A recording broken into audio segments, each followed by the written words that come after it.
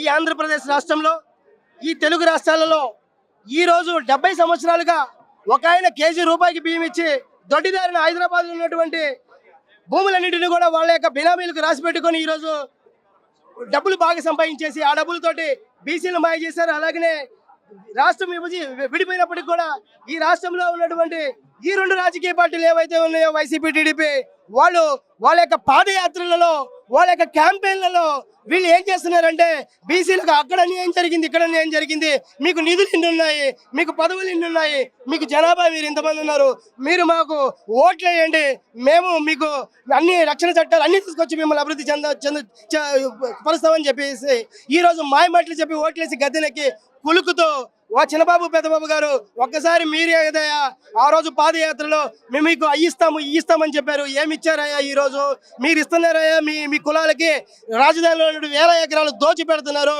ఖచ్చితంగా ఇక మీ యొక్క ఏషాలు మీ యొక్క నాటకాలు మేము ఇక తట్టుకోము, ఖచ్చితంగా మిమ్మల్ని గుర్తించాము. మీ వెనకమాల ఉన్నటువంటి మా పెద్దలు ఎవరైతే ఉన్నారో మా బీసీ కుల సంఘ పెద్దలు మీ దగ్గర ఊడికం చేస్తున్నారు తప్ప మా కోసం ఏం చేయట్లేదని మేము గమనించాము. ఖచ్చితంగా మీ అందరినీ కూడా మీ పార్టీలన్నింటినీ కూడా మీ పార్టీ ఆఫీసులకే పరిమితం చేసి ఈ ఆంధ్రప్రదేశ్ రాష్ట్రంలో ఉన్నటువంటి వెనుకబడిన తరగతులు ఏవైతే ఉన్నాయో ఎస్సీ ఎస్టీ బీసీ మైనార్టీలతో పాటు ఈ బహుజన కులాలు ఏవైతే ఉన్నాయో బీసీ కులాలు 139 కులాల యొక్క ఆత్మగౌరవాన్ని నిలుపుదల చేసుకునేటువంటి అంశంలో భాగంగా ఈ రోజు ఇక్కడ ధర్మదీక్ష అలాగే ఆమరణ నిరాహార దీక్ష మా నాయకుడు కొనసాగిస్తున్నారు. ఖబర్దార్, మీకు ఒకటే చెప్తున్నారా, ఈ రోజు ఇక్కడ ఈ మాత్రమైన కార్యానికి సిద్ధపడి ప్రాణత్యాగాన్ని కూడా చేయడానికి సిద్ధంగా నిలబడితే ఏమయ్యా బీసీ నాయకులారా, మీరు వాళ్ళ గుమ్మాల దగ్గర ఏం చేస్తున్నారు? బొచ్చలు పట్టుకోపోయారు, ఆ ప్లేట్లు విలువ ఎంత, మీరు పట్టుకోపోయినటువంటి విలువ ఎంత, మీరు అడుగుతున్నటువంటి విలువ ఎంత, మీకు సిగ్గు లేదా శరం లేదని సూటిగా ప్రశ్నిస్తూ ఖబర్దార్ చెప్తున్నా, మిమ్మల్ని ఖచ్చితంగా బీసీ కార్డు వేసుకొని గెలిచి బీసీలు మనం చెప్పుకుంటూ మా ఓట్లతోటి మమ్మల్ని తాకట్టు పెట్టినటువంటి మిమ్మల్ని ఖచ్చితంగా మేము ఈ నయవంచని మేము గుర్తించాము. రామచంద్ర యాదవ్ గారు మీ యొక్క కుట్రలను పసిగట్టి బీసీ సింహగర్జనలో కులాల ఐక్యతను బలాన్ని చూపించారు. అలాగనే అక్కడ సింహం లాగా గర్జించాము.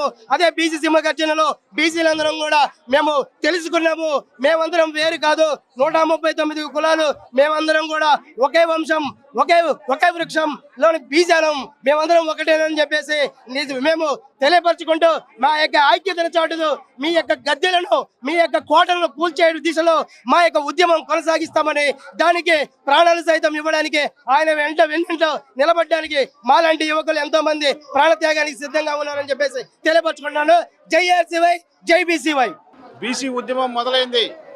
ఈ ఇన్నాళ్ళు మా బీసీల యొక్క ఓట్లను, మా బీసీల యొక్క కడుపులను, బీసీల యొక్క హక్కులను కాలరాసిన ఈ అగ్ర కులాల వారికి ఈ రోజు నుంచి వారి వెన్నులో ఒరుగు పుట్టే విధంగా మా నాయకుడు మా సమస్యల కోసం ఆమరణ నిరాహార దీక్షకి పూనుకోవటం జరిగింది.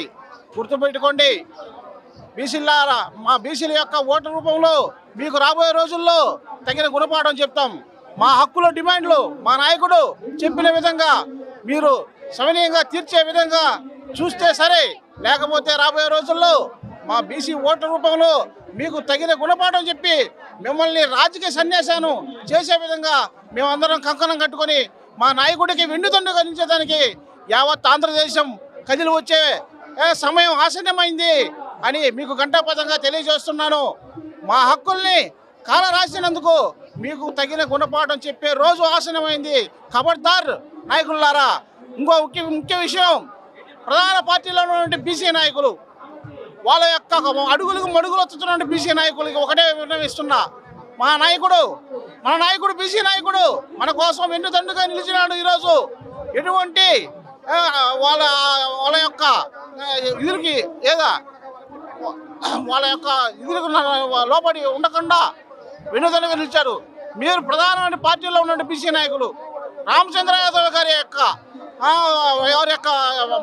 నిరాహార దీక్షకి మద్దతుగా రండి, ప్రతి పార్టీలో ఉన్నటువంటి బీసీ నాయకులు కదిలి రండి అని సమన్వయంగా మనవి చేసుకుంటూ జై బీసీ, జై రామచంద్ర యాదవ్.